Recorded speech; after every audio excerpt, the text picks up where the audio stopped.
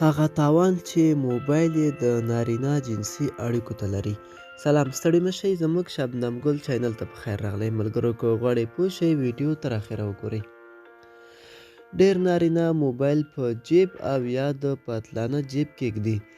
ته یې پام نه وي چې د دوی بیزو یا خوټو ته د موبایل نږدېوالی خورا بد تاوانونه لري. تاوان له دې جوړیږي چې یادې برخې ته د موبایل نږدېوالی پر دغې برخې د الکترومګنیټیک د څپو د خطرناک اغېز سبب ګرځي. سربیره پر دې د موبایل راډیوي څپې د نارینه‌وو پر سپرم هم منفي اغېز لري.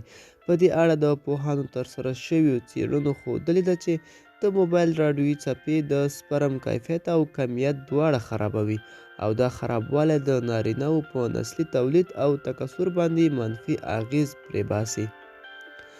دا هم باید وویل شي چې که کوم نارینه له داسې مشکل سره مخ کېږي، لامل دې یوازې موبایل نه ګڼي.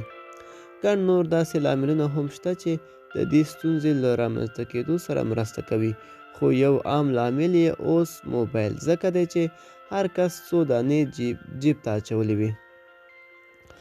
نو موبایلونو سره پام کوئ، که عاجل ضرورت نه وي زیات یې درسره نږدې حتی مه ږدئ.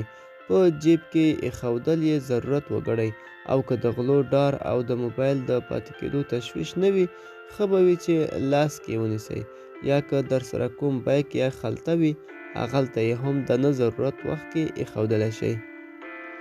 ملګري، خدای دې وکړي چې له ویډیو نه مو څه مطلب اخیستی وي.